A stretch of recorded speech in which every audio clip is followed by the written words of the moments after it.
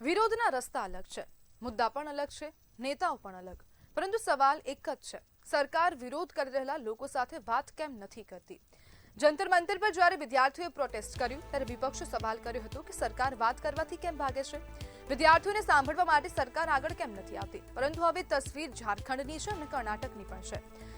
જેપીએસસી જેએસએસસીમાં કથિત ગેરરીતિના વિરોધમાં ઉતરેલા વિદ્યાર્થીઓ પર પોલીસ કાર્યવાહી બાદ ભાજપે રાજ્યવ્યાપી બંધનું એલાન આપ્યું. એબીવીપીએ વિધાનસભા ઘેરાવ શરૂ કર્યો. કાર્યકરો પોલીસ વાન સામે બેસી ગયા, રસ્તા રોકાયા, કેટલાક સ્થળે ટાયર પણ સળગાવવામાં આવ્યા. હવે ભાજપનો સવાલ છે કે વિદ્યાર્થીઓ પર લાઠી કેમ? સરકાર વાત કેમ નથી કરતી? સંસદમાં એનડીએના સાંસદો કોંગ્રેસને પૂછી રહ્યા છે કે રાહુલ ગાંધી ઝારખંડ કેમ ન ગયા? કોંગ્રેસનો જવાબ છે રાહુલ ગાંધી વિદ્યાર્થીઓને મળી ચૂક્યા છે. તો પછી સવાલ સીધો છે, જ્યારે તમે વિપક્ષમાં હો ત્યારે સરકાર વાત કરે એવી માંગ કરે છે અને સત્તામાં હોય ત્યારે વિરોધીઓ સાથે વાત કરવાનો વારો આવે તો વલણ કેમ બદલાઈ જાય છે? ઝારખંડ હોય કે કર્ણાટક કે પછી જંતર મંતર, વિદ્યાર્થી હોય કે વિરોધ પક્ષ, સવાલ પૂછવાનો અધિકાર સૌનો છે, પરંતુ લોકશાહીમાં જવાબ આપવાની જવાબદારી સત્તામાં બેઠેલા દરેક પક્ષની છે. સવાલ ભાજપને પણ છે, કોંગ્રેસને પણ છે, સરકાર કોઈની પણ હોય, લાઠી નહીં, વાતચીત લોકશાહીનો પહેલો રસ્તો હોવો જોઈએ તેવી દરેકની માન્યતા છે. અને આજ બધી આપણી સાથે ચર્ચા કરવા માટે રાજકીય વિશ્લેષક અમીશ દાદાવાલા જોડાઈ ગયા છે. અમીશભાઈ, આ પ્રોટેસ્ટ પર આપનું શું કહેવું છે કે જે પ્રમાણેની સ્થિતિ તમે જોઈ રહ્યા છો, ઝારખંડમાં પણ ક્યાંક ને ક્યાંક હવે ખૂબ ઉગ્ર આંદોલન થઈ રહ્યું છે, કર્ણાટકમાં પણ એ જ પરિસ્થિતિ? આ એક આપણે આખા દેશમાં છે ને એક ટ્રેન્ડ નીકળી ગયો છે કે વિદ્યાર્થીઓ એક પ્રકારે કોઈકને કોઈક રીતે કોઈની બી સરકાર, ભાજપની સરકાર કે બિન ભાજપી સરકાર કે એનડીએની સરકાર કે ઇન્ડિયા એલાયન્સની સરકાર, દરેક સરકારની સામે વિદ્યાર્થીઓ રોડ રસ્તા પર ઉતરી ગયા છે. ક્યાંક આની પાછળ હું એવું જોઈ રહ્યો છું કે એક દેશનું જે માનસિક સ્તર છે એ ચેન્જ થઈ રહ્યું છે, વિચારસરણી ચેન્જ થઈ રહી છે. બીજું હું એવું પણ જોઈ રહ્યું છું કે વિદ્યાર્થી કંટાળ્યો છે. મારી પાસે ઓફિશિયલી જે જાણકારી છે મુજબ આ જે સ્ટેટ છે ઝારખંડ, એ પહેલા બિહારનો ભાગ હતો અને બિહારની અંદર એવું વર્ષો સુધી બન્યું છે કે ગ્રેજ્યુએશનની એક્ઝામ થઈ જાય પણ એના રિઝલ્ટ 2-3 વર્ષ સુધી આવે નહીં. એની પાછળનું સરકારનું લોજિક એવું હતું કે રિઝલ્ટ ડિલે થાય એટલે માણસની પાસે ડિગ્રી ડિલે આવે, ડિગ્રી ડિલે આવે એટલે એને જોબમાં એની જે એલિજિબિલિટી છે એ ડિલે થાય, જેથી કરીને સરકાર પર નોકરીઓનું ભારણનો વિષય ના આવે. એટલે ભારતની અંદર સ્પેસિફિકલી આ બિહારના જે રાજ્ય હતું, બિહાર, ઝારખંડ, એમાં વિદ્યાર્થીઓની પરિસ્થિતિ ઘણા સમયથી દયનીય છે અને ત્યાં બ્રિલિયન્ટ વિદ્યાર્થી હોય છે. આપણે એવું જોયું હશે કે બિહારમાંથી જેટલા છોકરાઓ આઈએસ આઈપીએસમાં રેન્કિંગ ક્લિયર કરીને આવે છે એની કમ્પેરમાં દેશની પર્સન્ટેજ ઓછી છે.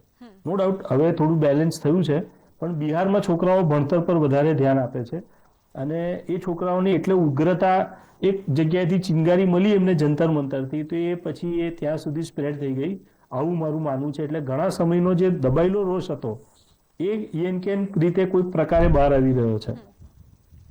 પરંતુ અમીશભાઈ, તમે સત્તા પક્ષ હોય કે વિપક્ષ હોય, આમાં તમે એની ભૂમિકા કેવી રીતના જોઈ રહ્યા છો? જ્યારે કોંગ્રેસ જંતર મંતર પર વિરોધ થયો ત્યારે કોંગ્રેસ કહેતી હતી કે તમે જવાબ નથી આપતા, સરકાર વાત નથી કરતી. હવે તેમના જ સ્ટેટની વાત છે ત્યારે ઊંધું જ રાજનીતિ થઈ રહ્યું છે. પણ બેન, આ જ વસ્તુ મંતવ્ય પર હું આગળ પણ કહી ચૂક્યો છું કે 2006-07માં જ્યારે કેન્દ્રમાં કોંગ્રેસની સરકાર હતી અને ભાજપ વિપક્ષમાં બેઠું હતું અને કોંગ્રેસના સમયમાં આવું પેપર લીક ને આ બધું વિદ્યાર્થીઓ સાથે પ્રોબ્લેમેટિક સિચ્યુએશન થઈ હતી, ત્યારે ભાજપે જે કર્યું હતું એ આજે કોંગ્રેસ કરી રહી છે અને ત્યારે કોંગ્રેસે જે જવાબ આપ્યા હતા સરકારમાં રહીને એ આજે ભાજપ આપી રહી છે.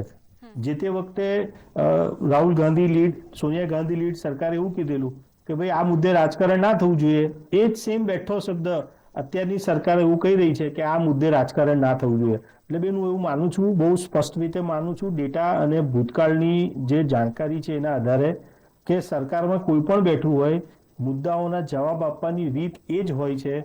વિપક્ષમાં કોઈ પણ બેઠું હોય, વિરોધ કરવાની રીત એ જ હોય છે. મુદ્દાના અભાવે કે વિચાર એક પરિપક્વતા, વિચારની પરિપક્વતાના અભાવે એ જ ધરેડમાં એક જ ટિપિકલી મિકેનિકલી જે શબ્દો અને જે મુદ્દાઓ છે એને રજૂ કરવામાં આવે છે. યેન કેન પ્રકારે પોતાની હાજરી દર્શાવવામાં આવે છે કે અમે વિપક્ષ તરીકે કે ફલાણી પાર્ટી તરીકે અમે બેઠા છે, અમે વિદ્યાર્થીઓનું, દેશના નાગરિકોનું હિત જોઈ રહ્યા છે. પણ હકીકતે બેન, કોઈ હિત લોકોનું જોઈ નથી રહ્યું. આપણા દેશની અંદર એટલી બધી સારી વ્યવસ્થાઓ છે, એટલું મોટું ઇન્ફ્રાસ્ટ્રક્ચર નેટવર્ક છે, એટલી આઈટી સિક્યોરિટી છે, કે આ બધી વસ્તુ બહુ સારી રીતે અને જનહિતમાં વિદ્યાર્થી હિતમાં ટેકલ થઈ શકે, એને બદલે ફક્ત અને ફક્ત વિરોધ કરવામાં આવી રહ્યો છે, બૂમો પાડવામાં આવી રહી છે. ભાજપે દિલ્હીમાં લાઠી ચલાવી, ઇન્ડિયા એલાયન્સે ઝારખંડમાં લાઠી ચલાવી. જે શબ્દ કોંગ્રેસ વાળા દિલ્હીમાં બોલી રહ્યા છે એ જ શબ્દ ભાજપ વાળા ઝારખંડમાં બોલી રહ્યા છે. કમ્પેર કરીએ આપણે તો કશું જ નવું નથી. ફક્ત ફરક એટલો છે કે ભારતીય જનતા પાર્ટી પાસે એનું સંગઠન મજબૂત છે. આપણે એને અખિલ ભારતીય વિદ્યાર્થી પરિષદ કહીએ કે અટલ બિહારી વાજપેયી પરિષદ કહીએ, જે વિદ્યાર્થીઓ છે એ લોકોનું સંગઠન ત્યાં ખૂબ એગ્રેસિવલી પ્રોટેસ્ટ કરી રહ્યું છે. જે કમી કોંગ્રેસ પાસે છે એટલે કોંગ્રેસ નથી કરી શક્યું. બાકી બેન ડિગ્રી, શબ્દો, વિરોધ, વિચાર, પક્ષ હોય કે વિપક્ષ હોય બધું સેમ છે બેન.